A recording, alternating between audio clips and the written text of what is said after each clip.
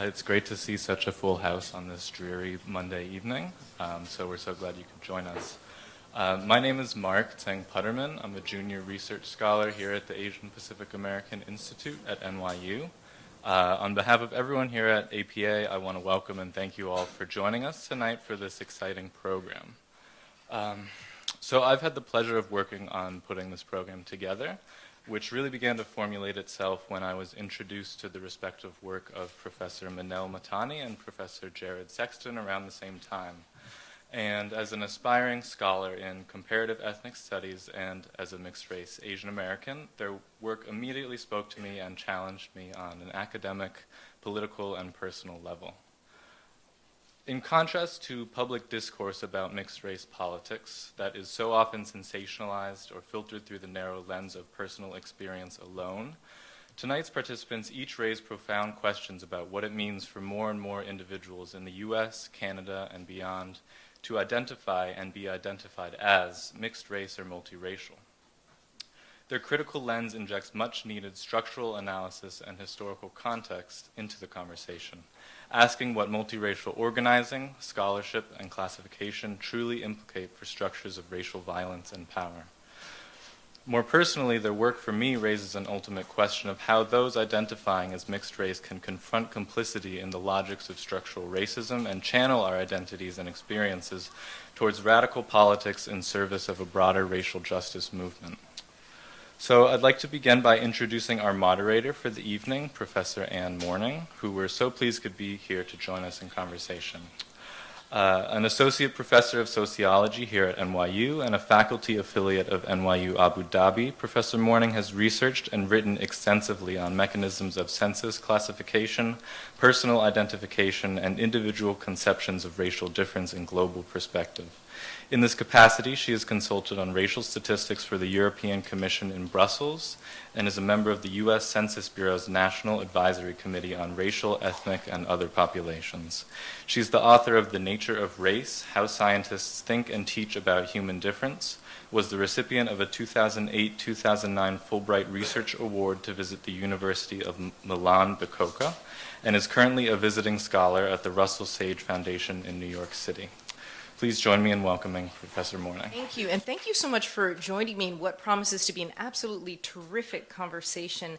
I think it's so exciting because, as some of you will certainly know, what we really have with us here is the next generation of scholars of multiracialism. And I'll use that word multiracialism, multiraciality, to get at the perception or the recognition or even the embrace of multiple race ancestry, or even just the acknowledgement of the possibility of its existence.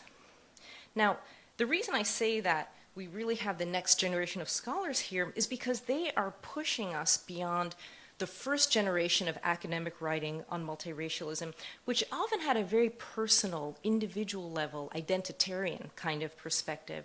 And they're pushing us to move beyond that, to build on that, to ask us to consider multiracialism as a political project, or to borrow the famous phrase of Omi and Wainat, a racial project, where multiracialism serves or at least leads to particular political ends, whether deliberately or unwittingly. So they're really taking us in new directions.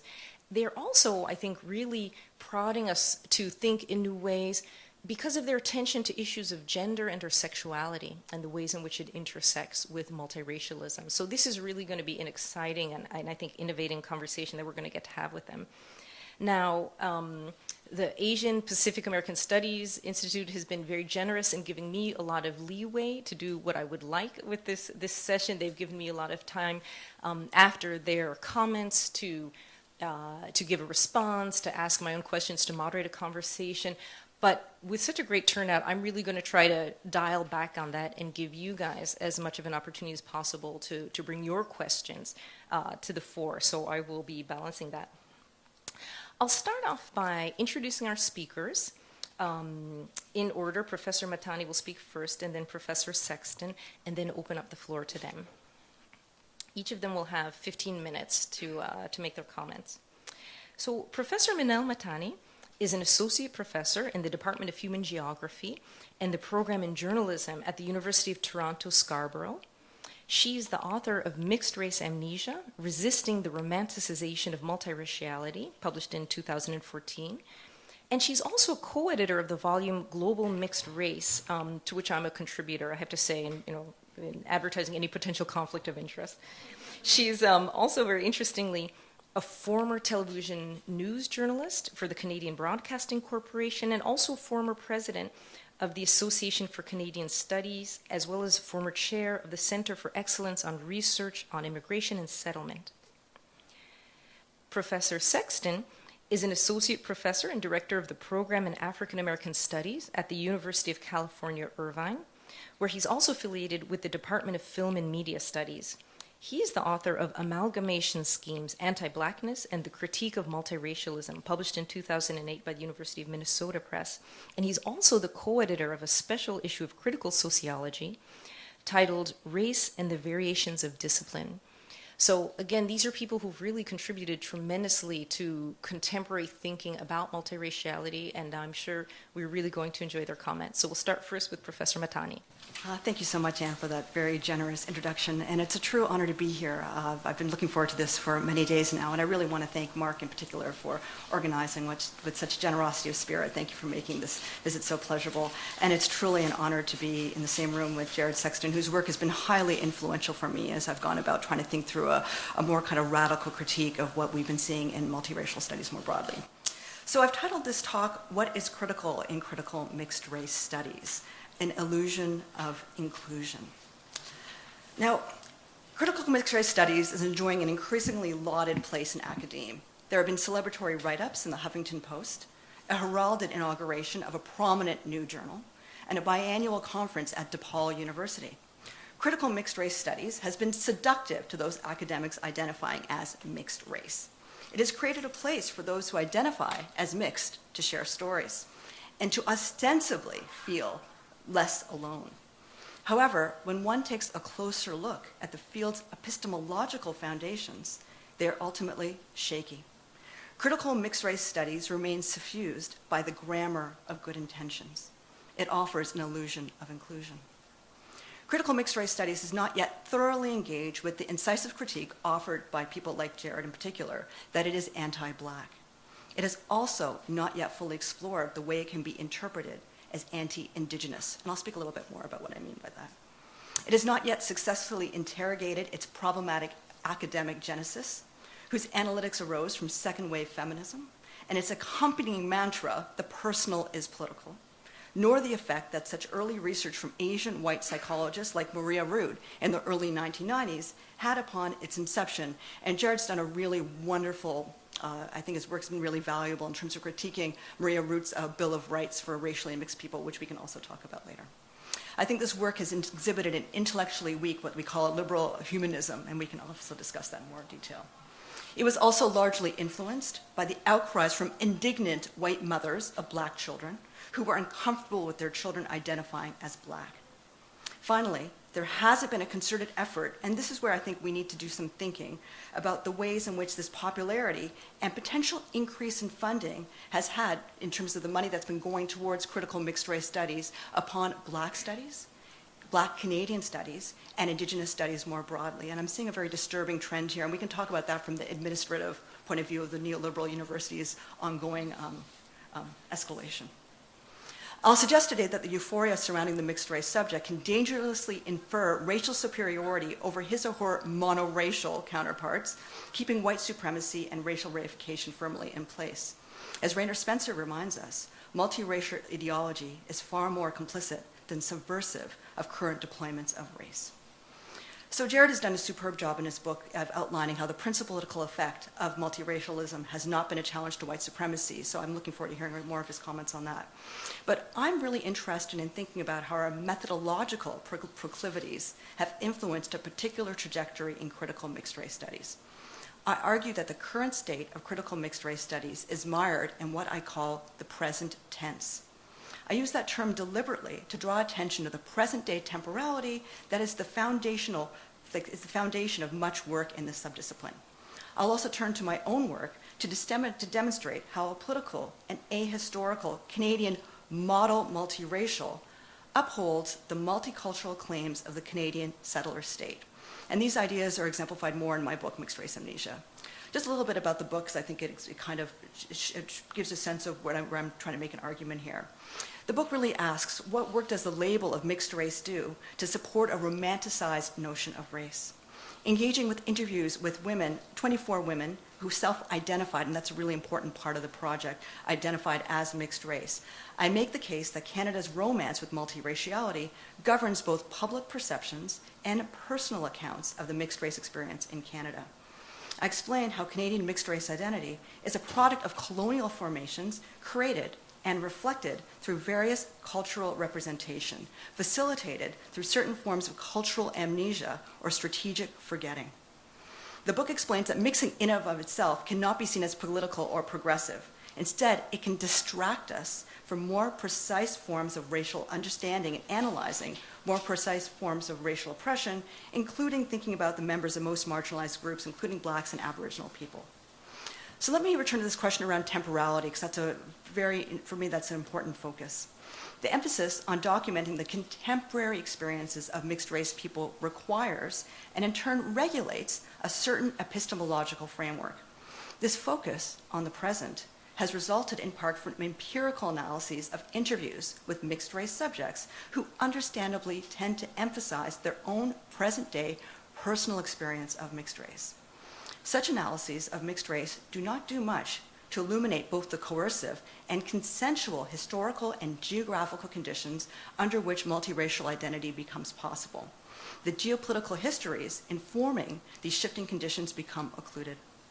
Our jobs as critical mixed race scholars, if we choose to identify that way, should be to make these conditions more visible, ensuring that we do not romanticize the colonial histories that produce hybrid subjects. A focus on an individual's personal experience of race at a day-to-day level can actually work to obscure structural racism, and people like Minelle Mahtani have done really important work talking about that.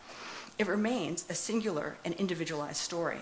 There's a limit to what these stories can do if they are disconnected from collective common struggles, and yet I also think we need to really be more careful about how we understand this idea of a collective common struggle. And again, we can't romanticize that as well. It's something that I'm sure we'll talk about that more later. We need to examine how the capitalist mode of production has informed the emergence and implementation of the mixed race category of identification, particularly through the way in which we've commodified multiracialism in an academic context. And I think that's something else we need to talk about as well. If critical mixed race actually wants to be critical, it will have to take a long, cold, and hard look at itself and the multiracial movement and the ongoing discussion about multiraciality in the academic context, and look at the way it's upheld ongoing racial inequalities, particularly for certain racial groups, and Blacks and Indigenous in particular, as I've been hinting at. Moving beyond the present tense towards historical specificity requires attending to at least two key issues. First, in countries in the global north, certain prior racial formations, including white-black, white indigenous, and white non-white, have deeply structured, sutured, and informed the racial context where mixed-race people identify themselves. Second, this means mixed-race people may participate in inextricably intertwined racial formations, where they experience racial privilege in relation to groups of people who are counted as Black or Indigenous, including those who might be considered mixed but are instead seen as Black. Some mixed-race people seek comfortable refuge in the spaces that are defined as neither Black nor Indigenous, and that inherent privilege needs to be discussed. So in my own work, I saw how this kind of process took place through the interviews that I conducted. Some of the women that I interviewed define themselves as mixed race, but also as a model for an optimistic Canadian citizenship. They may well be defined as model multiracials. They marry racial liberalism to a benign form of Canadian nationalism, expressing a deep affection for the nation. So let me give you two quotes that kind of illustrate this point. This is a quote from someone I'm calling Sarah, who identified herself as Filipina and Irish, 24, university student. And she said, well, I think being mixed race is very typically Canadian. That's very much in step with that. And then another woman who identified, who I'm calling Kirti, 24, French, Irish, English, Caribbean, and Indian, said, I should be the new symbol for Canada. I am one big melting pot of stuff. I'm a stew, a big Canadian stew. So how might we read these kind of excerpts from interviews a bit more problematically? They saw the mere experience of identifying as mixed race as a progressive gesture towards building a new and improved democratic state apparatus. For some mixed-race women, identifying as mixed race means carefully not referring to race politics at all. Diversity is recognized without a sense of the power politics at play, a rhetorical emblem of successful integration. They unwittingly reproduce and maintain the economy of white supremacy through neutral affiliations with the nation state. So how is the mixed race body deployed and co-opted in the Canadian context to allow for a certain kind of neoliberal multiculturalism to thrive? Neoliberalism, as you no doubt know, tells a story of a self-sufficient autonomous person who can conveniently detach from historical and cultural precursors to pursue a self-interested project of freedom.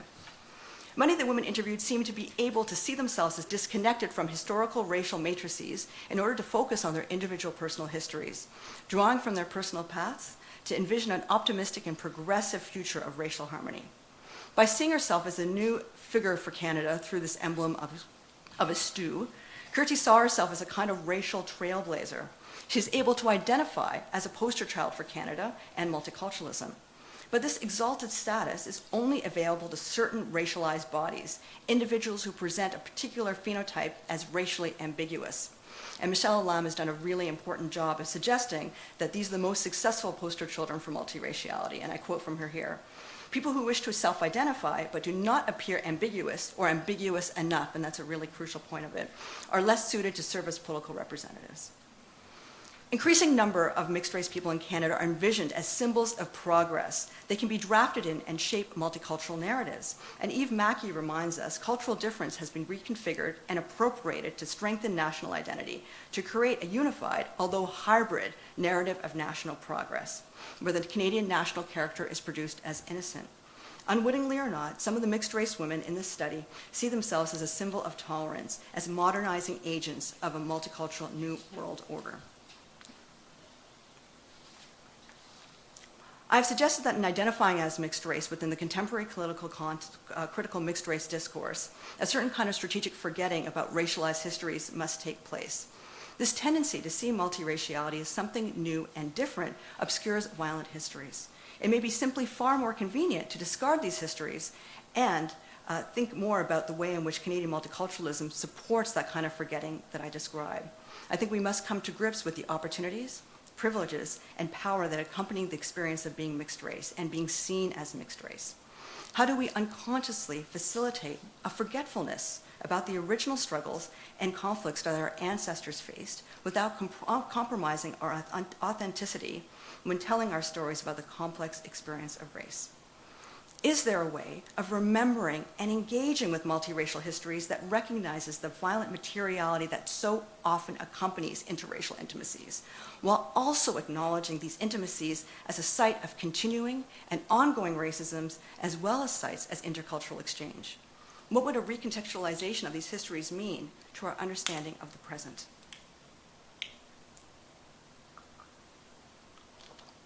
In other words, how will we choose to remember our pasts? And I'm a geographer by training, so I'm very interested in how we might think about this history, but also think about this in terms of geography. The geographer Catherine McKittrick suggests that geographies of our past leak into geographies of our future. The stories that we tell are tethered to human acts that preserve, obscure, and erase our histories in the name of what lies ahead. And I found this idea particularly provocative. The process of recalling and carefully tracing these histories may allow for a different kind of storytelling, one whose narratives are not only materially palpable and marked in particular geographies, but are also able to unveil the legacy of past and present racial injustices. We need to ask new questions, not just what does it mean to be mixed race, but how the meaning of mixed race changes over time and space without falling back into this mantra of race as a social construction, which I find to be particularly debilitating for ongoing conversations of multiraciality. Mixed race operates not just as a what, but also as a when and a where. And I will talk about hopefully a bit more about how Dan McNeil has put forward some really important ideas around this concept of when is mixed race. The act of unearthing buried stories may help us see that past traumas of colonizations have ongoing resonances that inextricably shape our present as well as our future. The question is not whether or not individuals who identify as mixed race are willing to challenge the portrayal of themselves as anthropological biocuriosities. I don't think we protest too much. The question is whether or not we are willing to be more honest about the ways that we may be complicit in contributing to the oppression of other racialized groups in the process of resisting those stereotypes. What I call the mixed race anonymous club, where people come together and say, this is my name and I'm mixed race, and we celebrate the fact that we're mixed. We can begin by being more vigilant in our efforts to understand the tactical and strategic qualities of the popular multiracial discourse which maintain white supremacy, particularly when this discourse seizes upon both the extraordinary but also the ordinary elements of early racial discourses, which are then mobilized to benefit mixed-race people. It is up to develop more nuanced political subject positions addressing how various forms of political economy and the commodification of various race identities produce social systems that correspondingly inform the contours of racial categories. We might also begin by unthinking our present geographical organization in order to move towards documenting a multiracial sense of place that is virtually impossible under contemporary Eurocentric geographic arrangements. Such a revisioning calls for a drastic shift in imagination, beyond seeing mixed-race people as either confined and constrained or limitless and unstoppable.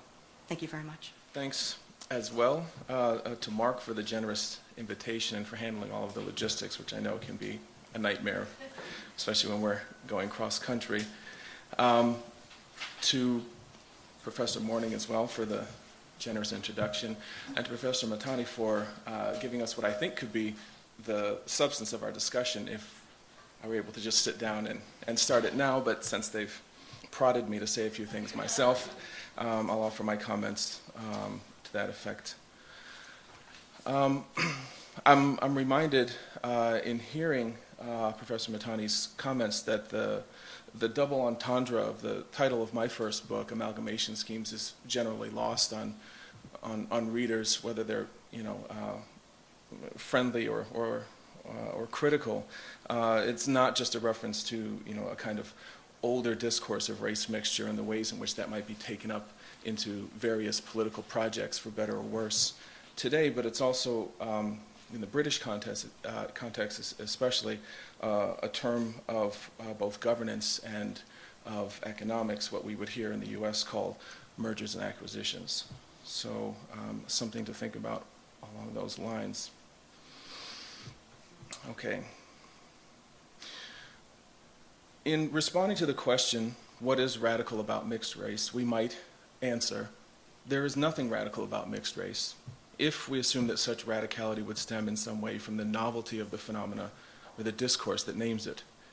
As a point of reference, we have, for instance, Hortense Spiller's observation in a terse and relatively unknown commentary entitled Mama's Baby, Papa's Too, responding to the 2011 New York Times Race Remixed series, spearheaded by Susan Solney, then a reporter at the New York Times and now a national correspondent for ABC. There, Spillers writes that, contrary to the breaking news rhetoric of the leading publication, racial ambiguity is, quote, a new world thematic, probably about 7 centuries old by now. For those doing the math in your head, that takes us back to something approaching the 14th century CE, and to an examination of the broad social, political, and economic developments unfolding in historical outline within and between Africa, Asia, and Europe. As there is not yet anything but speculation about the existence of the Americas in this hub of early global encounter, we see that the thematics of the New World begin in and as transformations well prior to the Columbian advent. 3 massive shifts deserve mention on this score. First, the shift in the principal vector of trade in enslaved Africans from the trans-Saharan and Indian Ocean basin toward the newer transatlantic circuit, or what historian Patrick Manning would call respectively the Oriental and Occidental slave trades, whose pivot entailed a deepening and intensification of the internal slave trade throughout most of the African continent as well. It's crucial to note, again, that the transatlantic Occidental slave trade launched its maritime enterprise along a north-south axis centered about the Mediterranean region in the mid-15th century, well before European imperial expansion to the Americas. Second, the shift in mode of production from feudalism towards mercantilism in Europe, including the systematic enclosure of the commons so crucial to the incipient stage of capitalism in the early modern period. And third, the stirrings of Renaissance humanism throughout European intellectual life, unleashing debates that would establish fundamental terms for the subsequent formulation and eventual consolidation of the idea and practice of racial differentiation. What we find, following the lead of Elizabeth Donan's 4-volume documentary history of the transatlantic slave trade, whose landmark research Spillers consults in the course of writing her most famous essay, is that already by the mid-1400s at least, the magic of skin color is already installed as a decisive factor in human dealings. In this zone of convergence, slavery becomes progressively circumscribed to the populations of sub-Saharan Africa and racialized as black. And as a result, the status of the enslaved is degraded relative to its pre-modern and ancient variants across most of the world. That being said, from another vantage, there is nothing more radical than mixed race, if we approach the question it raises, and I stress, in the abstract. Thomas Holt argued to the point over a decade ago in his contribution to the American Anthropology Association's public education project, Understanding Race and Human Variation.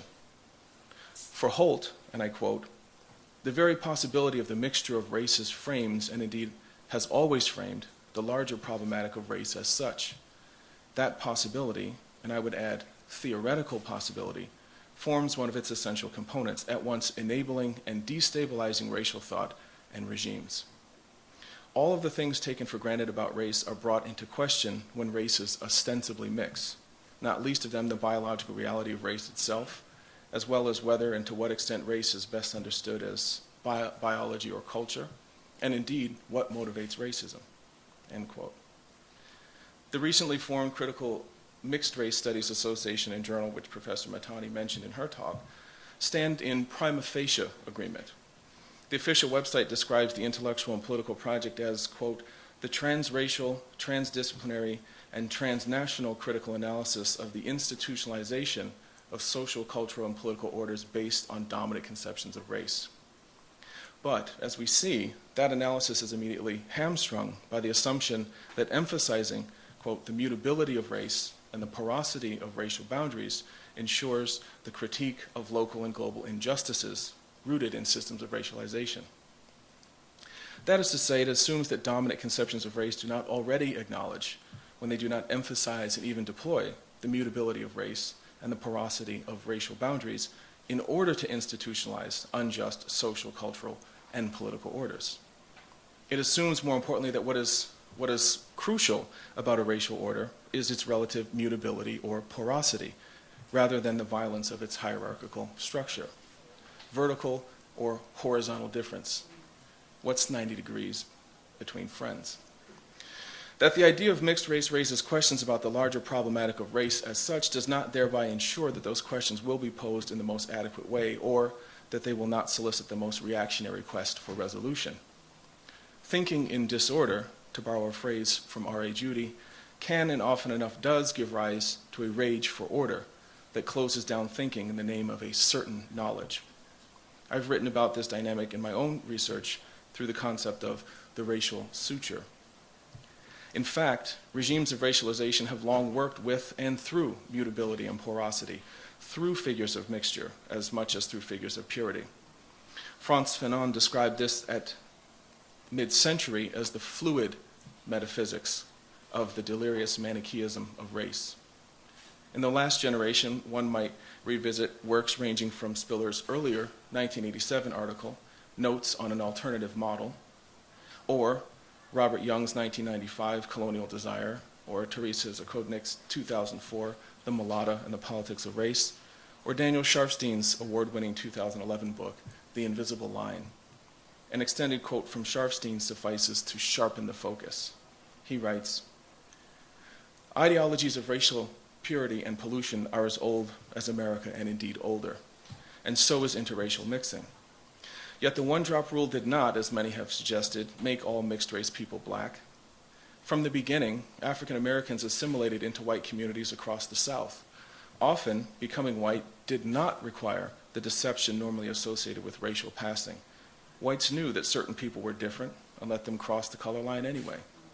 These communities were not islands of racial tolerance, however. They could be as committed to slavery, segregation, and white supremacy as anywhere else, and so could their newest members. In fact, it was one of the things that made them white. The history of the color line is one in which people have lived quite comfortably with contradiction. Commitment to slavery, not matters of appearance or lineage, as one of the things that made them white. Is there a structural homology today in the commitment to hypersegregation, disciplinary welfare, punitive schooling, racial profiling, and mass imprisonment, or to the ample menu of ideological accompaniments to the ongoing repression of black freedom movement? White no longer means the same thing post-civil rights, of course, or rather, the same thing no longer means simply white. But whiteness, as the historical formation of an internally differentiated social category, should not be hypostasized. There are other emergent or re-emergent possibilities, as what Charles Gallagher terms racial redistricting expands the bounds of whiteness in our time, while lending even greater salience to any and every indication of non-blackness. Spillers, in turn, asks, quote, "To call oneself mixed race, or black and white, or something and something else means what, precisely? What work is that supposed to do for you?" Her reply is worth taking seriously. She says, "We very much doubt that the fury here is that there are not enough boxes on the census form, or a deficit of classificatory terms, or the prohibition to check more than one, or even the thwarted desire to express racial pride, but rather the dictates of a muted self-interest that wishes to carve its own material and political successes out of another's hide. In other words, if racial ambiguity, or looking that way, can be amplified and translated into a legitimate political interest, as it is increasingly becoming a commercial one, then the padded new racism that comes about as a result will gladly declare a new class of winners." I would suggest that such self-interest is muted not only for the listener, but for the speaker as well. In other words, the differentiation and distanciation always at work in the articulation of mixed race is driven by sources, aims, and objects that remain obscure even or especially to the subject of multiracialism. And this obscurity is essential to the leaps of logic required to massage or manage the unavoidable contradictions, to deflect otherwise pressing questions, and to bring the multiracial claim and its cohorts into a sort of coherence. Most acutely, there is Lewis Gordon, who 20 years ago raised the bar in his 1995 article, Critical Mixed Race Theory, from which the New Association Journal borrows its title.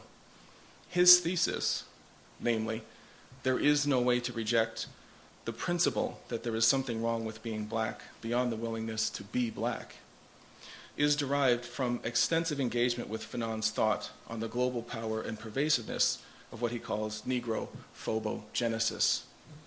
And Gordon's intervention has hardly been addressed, or, in contrast, pervasively challenged within the literature of multiracialism.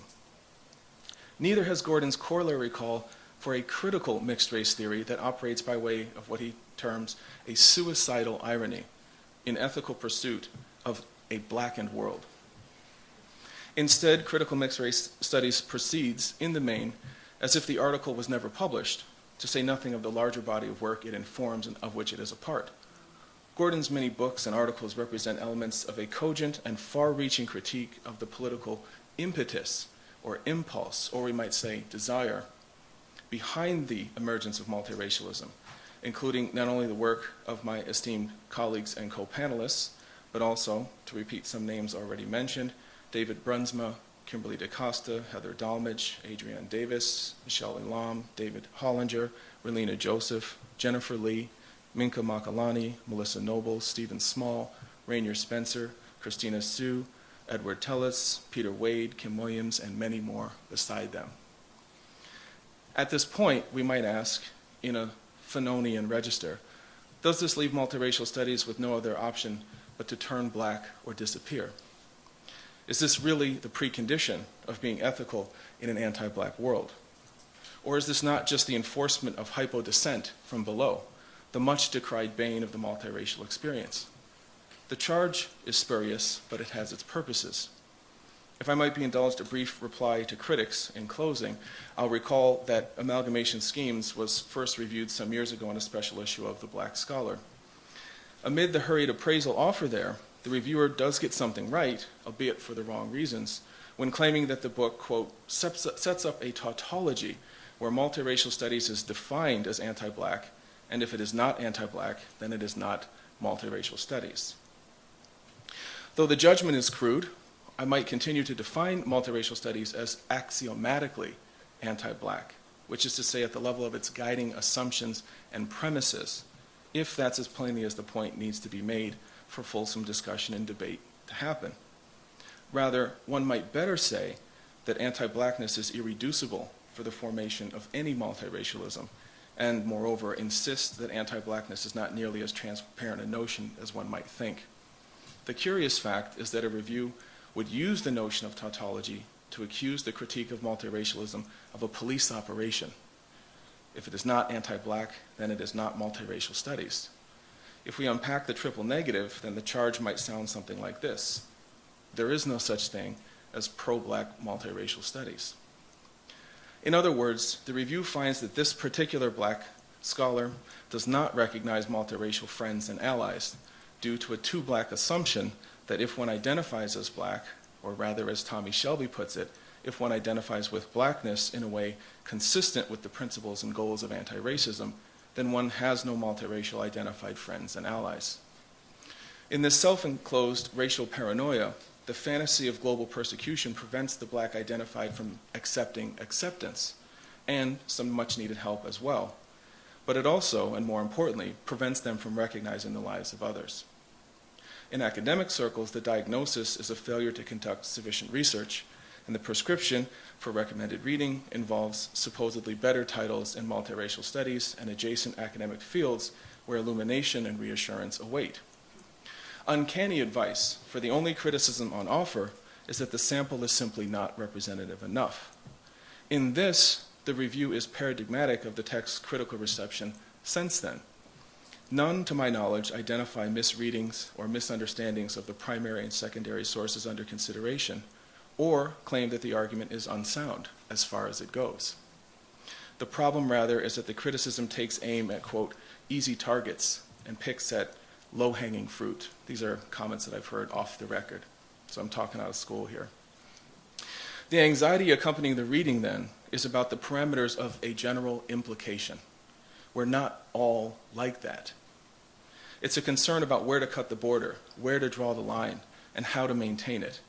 How to say who is and is not, who's in and who's out. This is not an empirical problem regarding the breadth of literature review or the diligence or fairness of the critic, however, but a structural problem regarding the disavowed logic or pre-logic or paralogic of an entire discursive formation.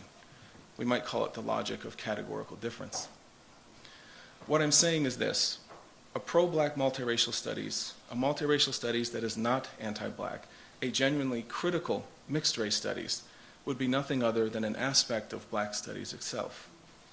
Far from setting up a tautology for those investigating the politics of race mixture, we have made reference here to a heuristic that gives the lie to the line of demarcation drawn loudly and uncertainly at present between critical mixed-race studies and the field of black studies it is meant to enlighten. Might this be a new color line?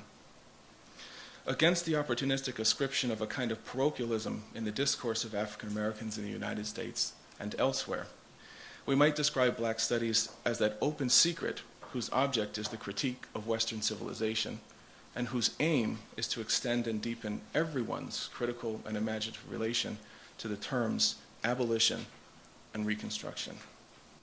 Thanks. I think you'll agree that the speakers have given us a lot of food for thought. Very generously, the organizer have given me a few minutes to respond before we move into our kind of conversation, and including amongst the speakers and with audience. I thought I would use this time just very briefly to say a word about my own work, to give you a sense of the perspective that I'm bringing to this topic, and it will also allow me to lead into the first question that I'd like to pose to the speaker, so then I'll have you guys come up. So my own research intersects with the topic of multiraciality primarily in three ways. One, as Mark mentioned, I study official census classification in the United States over time and around the world. And I've been particularly interested in the opportunities that people get to express mixed identities here and in other countries. So that was part of the work that I've done contributing to the volume that Professor Mahtani edited.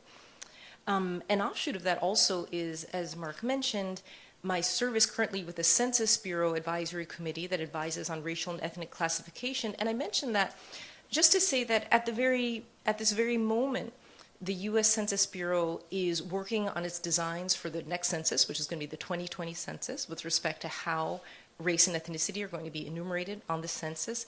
And that even though the question of enumerating mixed race people is not the front and center issue it was before the 2000 census, when the U.S. Census for the first time let people identify with more than one racial group, it still is, I just want to pass this along, it still is a topic that the Bureau is grappling with. And so they are right now this year in the field testing different question formats that are designed to encourage people to feel comfortable identifying with more than one race and not to overlook the possibility that they have to do that on the census. So we'll see what that does with the numbers, as you may know already. On the two previous censuses that have let people identify with more than one race, that number has sort of fluctuated between 2% and 3%. So it's been a gross undercount of that population in the US. And so we might see what a different approach to enumeration might do, some difference in the instructions might do on the next count. So I just want to throw that in as something to be thinking about moving forward.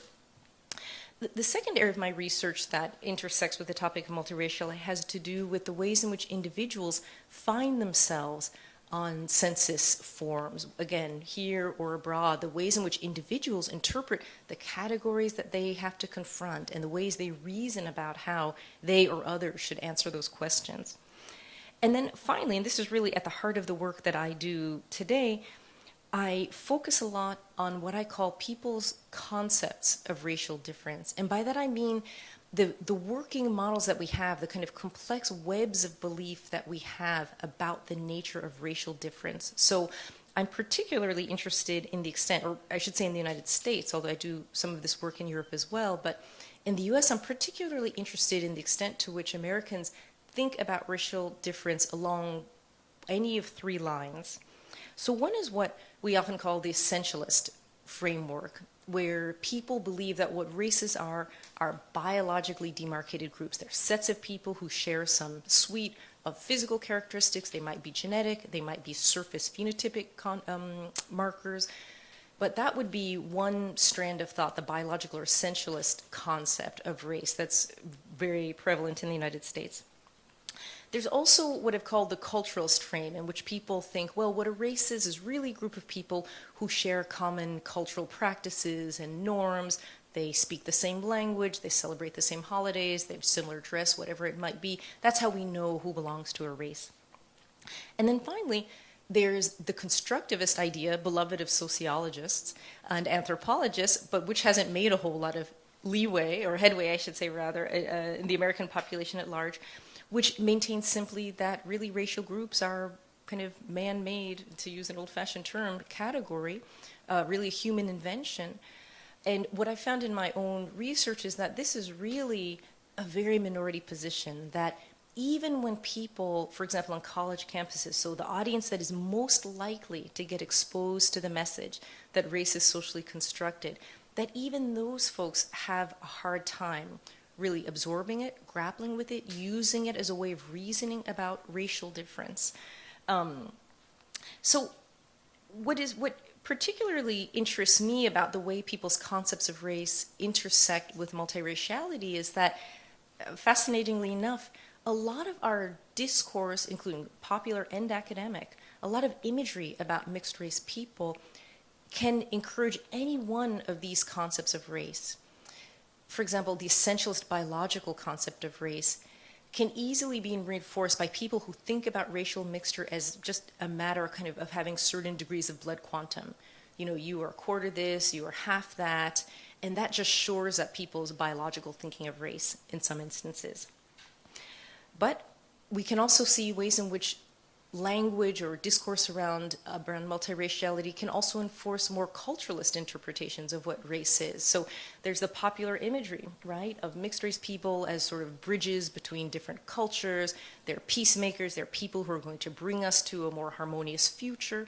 That's a strand of thought about multiraciality that reinforces a culturalist concept of race. And then finally, you would think that multiracialism would be a slam dunk for constructivists, that it would be easy for people to point to mixed race people who are classified differently in different times and places and national settings, and we know all of that. This should be a clear goal for people who want to make the point that what races are really artificially constructed groups. But so along these lines, my first questions to the panelists, and then I'll ask them to sit down with me to start this conversation, would be simply, to your mind, what kinds of beliefs about racial difference do you think that contemporary discourse about multiraciality tends to reinforce, if any of those?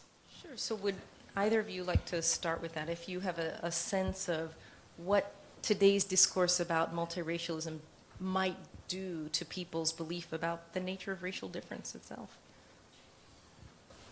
Well, I would say really briefly that I tend to think that it reinforces the essentialist, kind of understanding of race that you mentioned in your response, principally because the way in which mixture is talked about is in this kind of fractional and genealogical understanding of race, which serves to actually naturalize the categories rather than historicizing them. Right. This is the lure of the amnesia that I think that you've identified so pointedly. Yeah, and I really appreciate you asking that question, Anne, because it's something that's really been at the heart of what I've been trying to think through recently. I think the only way to understand some of these questions is to look at the particular trajectory of the development of mixed race studies more broadly in academic circles in particular, and who's been responsible for the most vociferous and popular voices in critical academic work in multiraciality.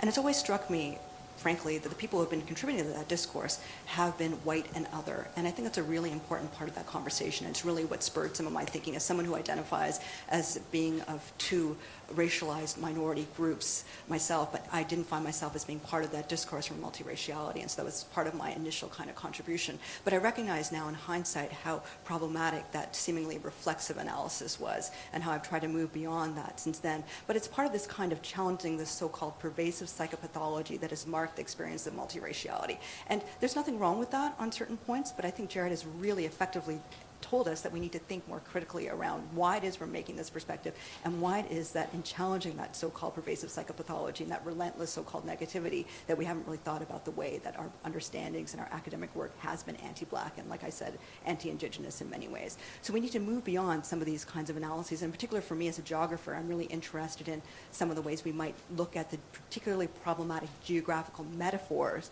that have been employed to think about the experience of multiraciality. So in place, out of place, inside, outside, having no place to call home.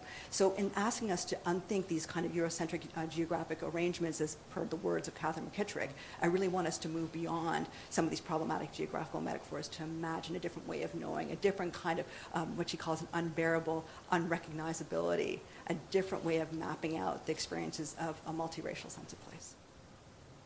So I'd like to follow up with a question which ask you a little bit about how you think we got to this place, to this point. That is, I'm interested in your thoughts. Now, we're not historians. I'm certainly not a historian. But I would be interested in your thoughts about how have we come to this contemporary, let's say, embrace of multiraciality, to the kind of the prominence of this discourse. Do you have any thoughts about why it is radical today, why it is so present, why it is so high profile and often seen in such glowing terms? Can you say a little bit more about how you see us getting to where we are today? Sure, no, that's really fun. I'm happy to do that. Yeah, for me, I think it's just been so,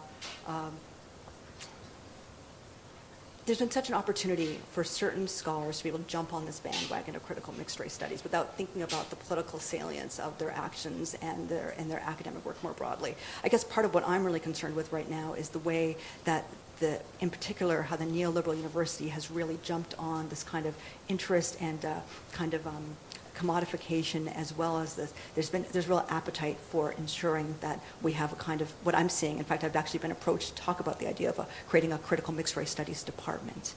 For me, this is particularly problematic and really disturbing, because you have to think about, why is this particular field of school of thought appealing to administrators more broadly, in terms of thinking through the ways our universities are developing programs abroad, for example, and how that's appealing for particular students in the developing world to come and take courses in critical mixed race studies departments. So I'm really interested in those kind of global flows and thinking about the commodification and global formations that are created through these kind of transnational forms of educational practice that are emerging at the university. So that's something for me.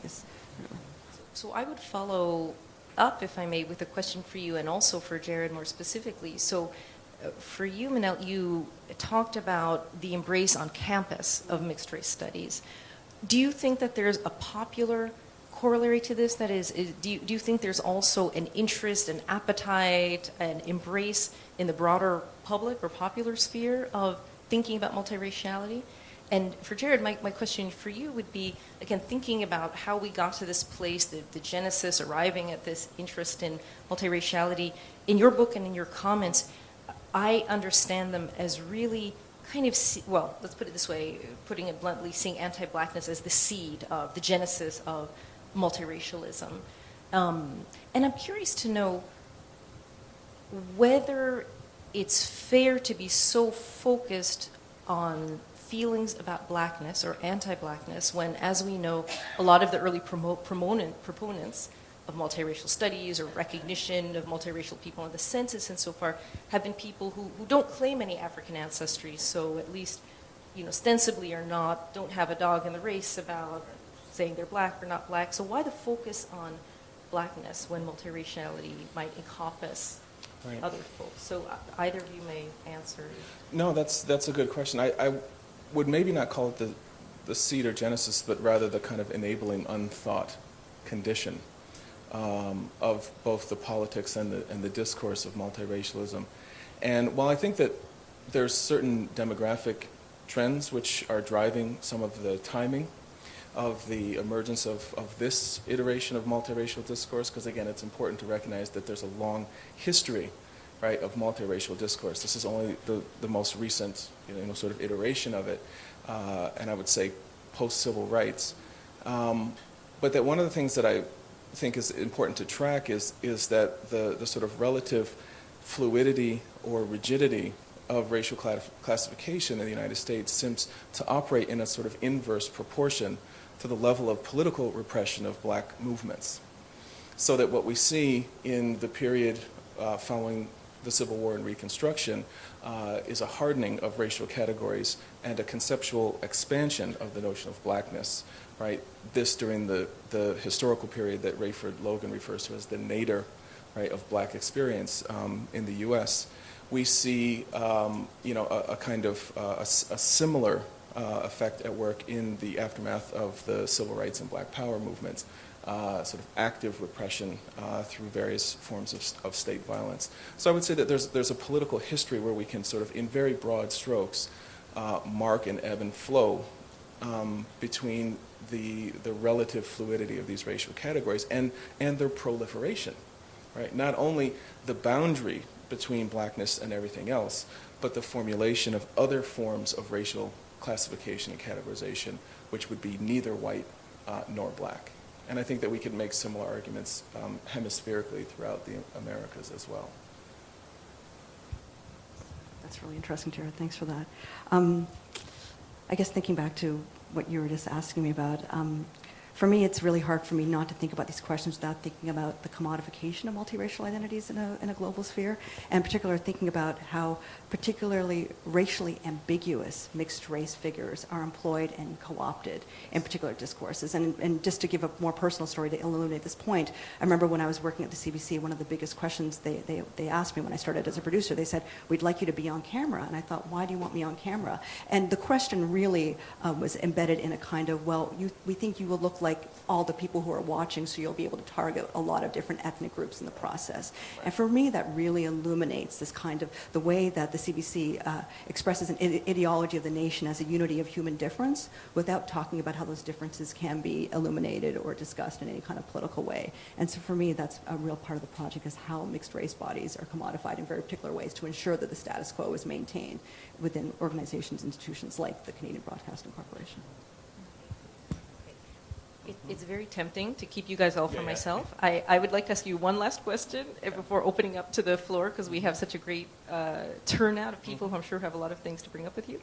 But my last question is about the multifaceted nature of multiracial discourse. In a sense, I've been using the word multiracialism to denote a single thing, but really, would it make more sense to talk about multiple forms of multiracialism in the sense of discourses that differ by national setting, that differ when they take different kinds of racialized groups as their subject?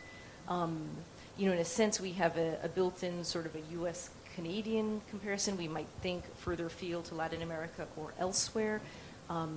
Again, Jared, I've asked to elucidate very much on sort of where blackness plays into this. A lot of Minelle's respondents were people who identified with having European and Asian ancestry. So I'm just curious to hear your thoughts about whether it would be productive for us as scholars to think about multiraciality as kind of a multifaceted thing, or is there kind of a certain driving force to it that we can recognize as central and present in a wide range of discourses about multiraciality? I didn't give him the questions in advance, you can tell. Yeah. Right.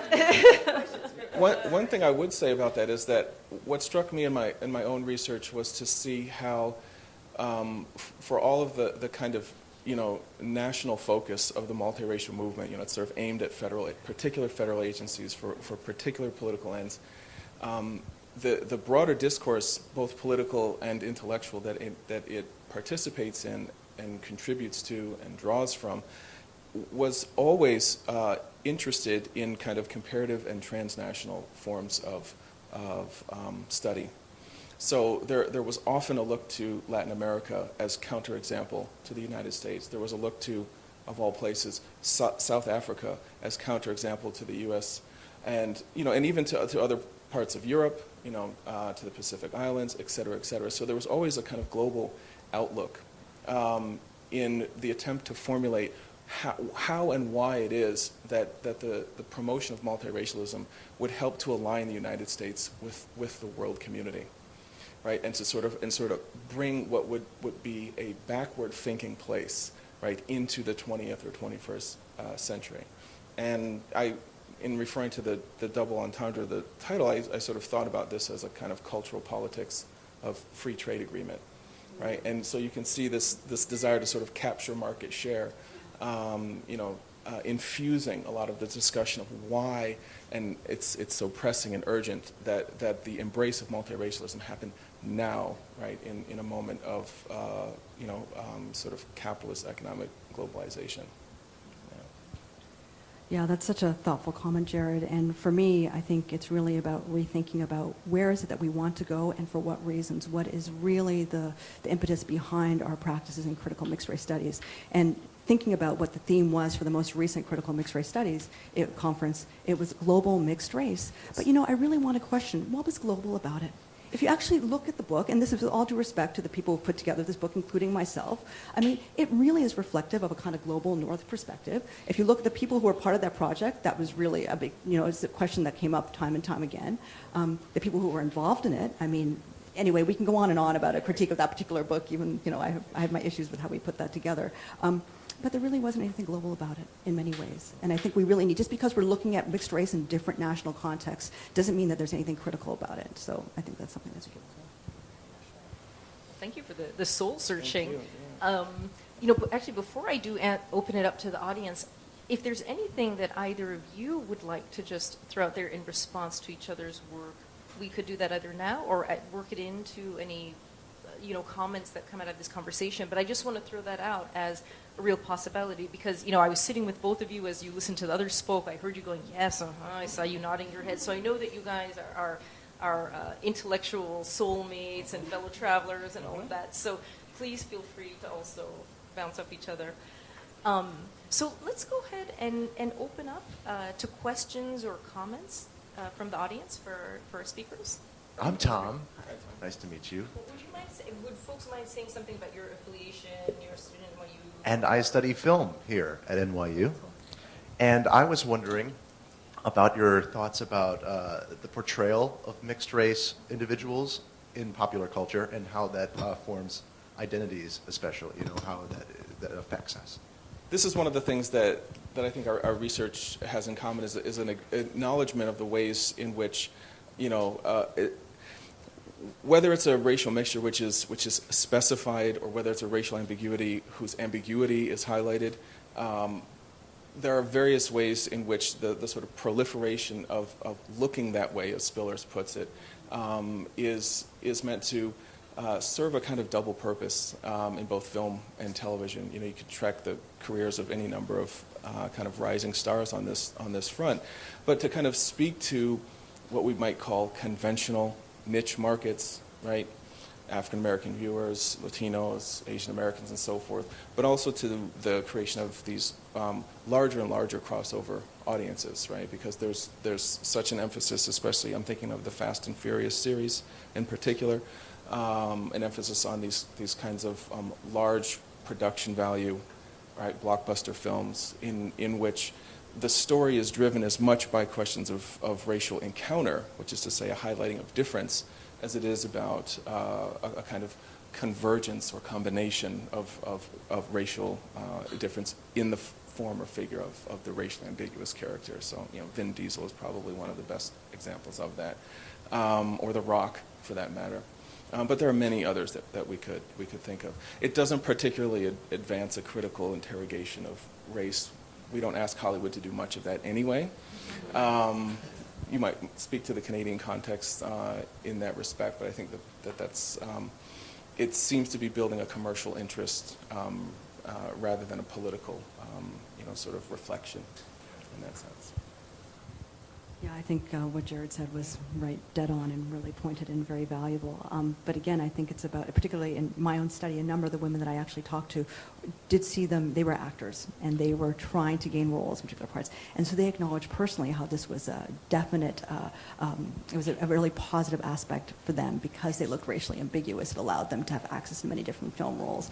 And was that something that was good or bad in terms of their own ethical responsibilities? So they were constantly questioning their own accountability and questions around appropriation as well. And so to see that kind of, I'm really loath to use the term mixed race agency because I think in some ways it's a kind of oxymoron and we need to evaluate that a bit more. But I'm really curious about the way they actually saw an articulation and a disjuncture between this idea of accountability around identifying as many different things and this idea of appropriating different racial identities too.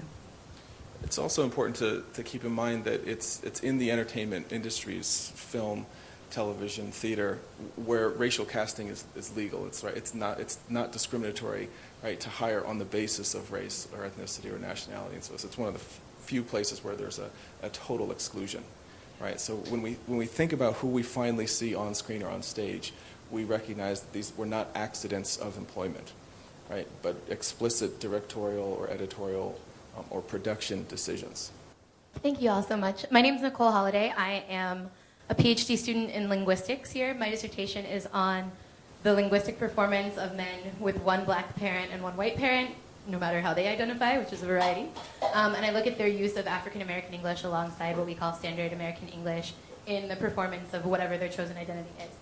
My question for you is basically that in the social sciences, I find that a lot of the literature seems to be promoting sort of a multiracial exceptionalism, right? So a lot of it seems to, especially in psychology, no offense to any psychologists, but it tends to be like, here, multiracial people are better at identifying racially ambiguous faces, or they can do things quicker, or they're special in some kind of way.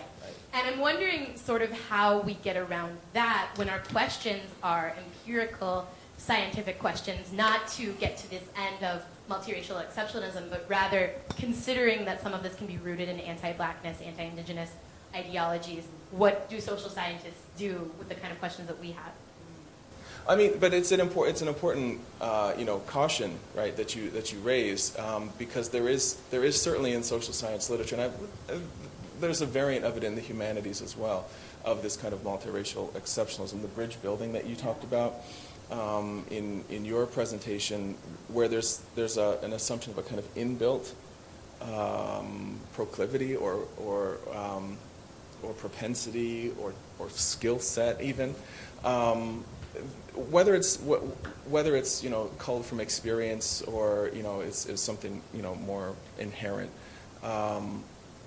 it's the way to ward against it. I would think would be with the kind of thick description of the material context in which, in your case, speech patterns are developing and emerging, and to maybe identify some of that literature explicitly and sort of interrogate it head on. I mean, that's been helpful for my thinking in any case. Yeah, no, your project sounds really interesting, and thanks for sharing that with us. I think it's really important, and I think that it's just so important to do what you're doing, which is challenging this kind of mixed race exceptionalism. And part of the problem is, and I tried to illustrate this in talk really briefly, is the methodological approach through which we've kind of really allowed for a particular kind of exceptionalism to take shape and take root in mixed race studies. And a lot of that goes back through these empirical interviews, these one-on-one interviews. And when you have a mixed race person who's sitting there in front of you who wants to talk about their own exceptionalism, it allows for a particular discourse to thrive, and it's often not a problematic, well-thought-through discourse. I mean, often they've drunk the Kool-Aid, right? And it's how do you begin to unravel some of the systemic issues that arise from that particular perspective. So I think if you can manage to, Jared does a lovely job in his book of talking about scale, and I'm really interested in thinking about the relationship between scale and race. How do we raise scale, and how do we scale race? I think that kind of question is really interesting. So I think if you can talk about how these kinds of discourses travel, the kind of the global implications beyond the kind of benign globalization narrative that comes up in the book that I just talked about, I think that could be really productive, and I think it sounds like a really great study. I'm Fran White, and I teach here at NYU. And I should say from the start that I teach this course called Crossing Boundaries, and with my apologies to the geographer here. We'll let you have that. Thank you. And it's about, it's kind of U.S. history from the boundaries, racial, gender, sexual. So it's a way of troubling U.S. history. So I'm not sure how to ask what I want to ask, so you'll let me stumble a little bit. That is, so I was surprised to hear, on the one hand, a sense of the porousness of mixed race studies as sort of firming up a kind of essentialist view of race on the one hand, and that critical race studies itself seems so narrow. I'm not a part of that group, although I'm a colleague of DaCosta's and Nyong'o's, so I sort of know some of these things. But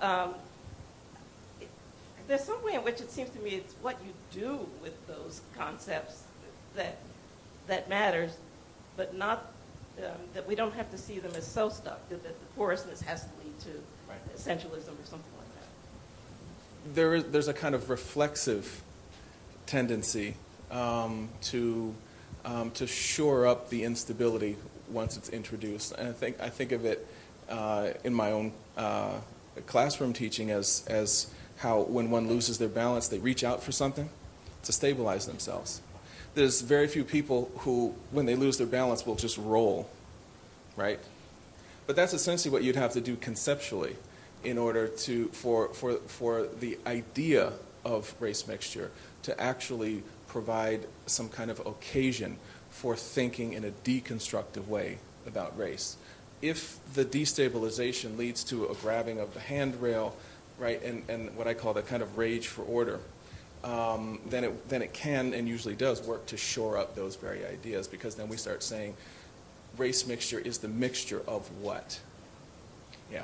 Instead of saying that the theoretical possibility or the abstract question of race mixture, raises the question of the formation of races in the first place. I mean, as an idea. So I agree with you that this has everything to do with how these forms and figures are used. The problem is that there's a kind of overwhelming tendency to use them in the service of a kind of conservation of thought. Yeah. You know, I'm really excited to hear that you're teaching this course, not just because you've got geographical tendencies that illuminate some of the things, but I've been really curious about the way that there's been a kind of appetite again for courses in mixed race studies, and it sounds like you're dealing with it in a very nuanced way. Yet a lot of scholars don't necessarily do that. So there's been all these courses to talk about mixed race studies, and the people whose work they are reading are other mixed race scholars of the kind of that kind of emphasize the neutrality that we've been critiquing today. And if you're giving undergraduate students just this kind of plate of food focused on this kind of analysis, it's not really deeply rooted in any kind of understanding the historicization of black studies or a feminist black thought, for example, and for me that's particularly problematic. And it goes back to the fact that so many of these courses just keep on going on about how race is a social construction and race changes in different places at different times. It's simply not enough. And we really need to take it further to develop a different kind of, moving beyond this, what I call like this kind of progress narrative, that mixed race is something bigger and better. My name is Nikhil, and I'm from Seattle. I go to the University of Washington. I'm an undergrad. And so I kind of just have comments. So just like you were saying, this progress notion, I keep seeing on Facebook like, oh, in 2050, we will all be mixed and racism will be over. And so my mom, she's half white, half black, and so I like grew up with my white family and my black family from my dad's side. And I just noticed if you're mixed with black, like you can only be black because you're black, you know, people don't look at me and say, oh, she's white. Like I don't get whiteness, I'm black. And so I think that's kind of where anti-blackness comes into as well, like you're just black, nothing else. And how like in multiracial groups, it's always like, oh, you know, black people were mean to me, white people were mean to me. There's no like looking at white supremacy. It's just, it's like blaming the mono race people, whatever that is, because, you know, we're all like, we've been enslaved, colonized, all these things, but that gets like ignored. And how in mixed spaces, how, you know, I identify myself as a black person, but if I talk about black issues within that space, then I'm the annoying black girl that's like messing it up. And and like how multiculturalism kind of promotes this we're all one thing, and how it ignores the way like the anti-blackness is within like many different communities, non-black people of color. Sure. So saying we're one, we're not talking about like how anti-blackness, you know, makes the U.S. function, how it was built and created and sustained. Sorry? Jasmine, Yes. what's your last name? Little. Hi, Jasmine. Hi. It's nice to meet you finally. Oh, yes. Sorry, we emailed previously. Yeah, Nice to meet you. Nice to meet you.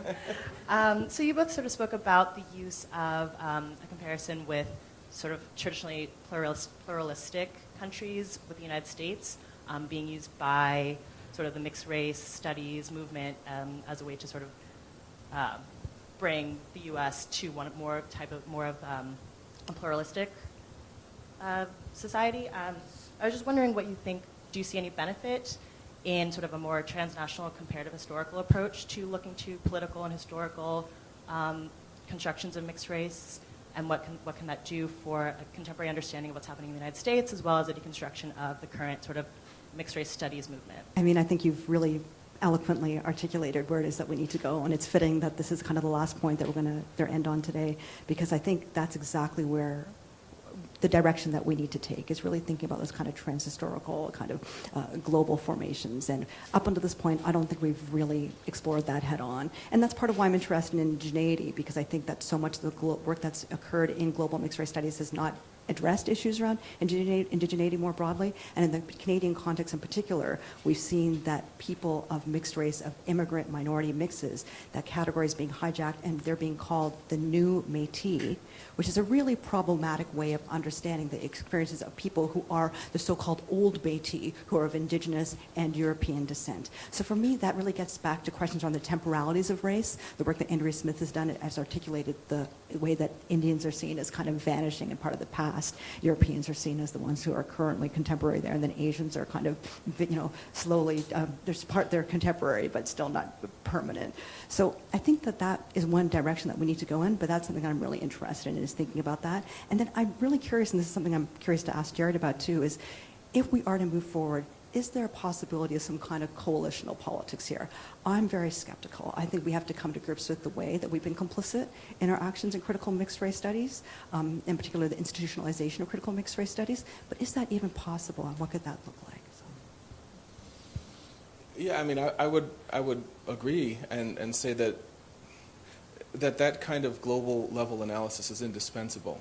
And not only global level analysis, but actual critical conversations, right? So that the different articulations of multiracialism that we see in various regions and sub-regions are in a kind of just dialogue with one another, right? Learning the lessons from one another. One of the things that, as I mentioned, struck me early on was not only the kind of transnational outlook of a U.S.-based, I won't call it a social movement, but a lobbying campaign, was that the trend toward a popular multiracialism in the United States is countervailing to the trends throughout much of Latin America, where variants of multiracialism or mestizaje have been not only popular but state policy, right, for generations now, and very explicitly linked to projects around post-emancipation management, right, of African descent populations and ongoing colonial projects regarding indigenous populations.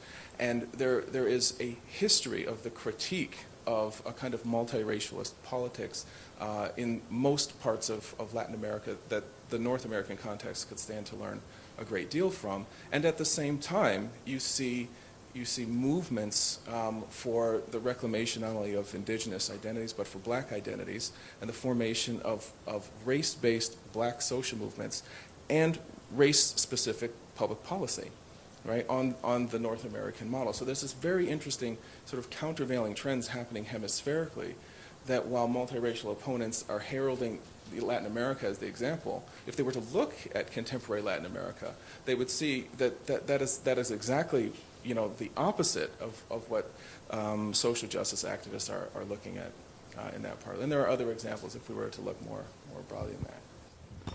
I'm so sorry that in my duty as moderator, I have to close the session now, but I want to encourage you to stay for the reception afterwards and to ask your questions of our delightful speakers, and of course, finally, to join me in giving them a hand for really terrific presentations.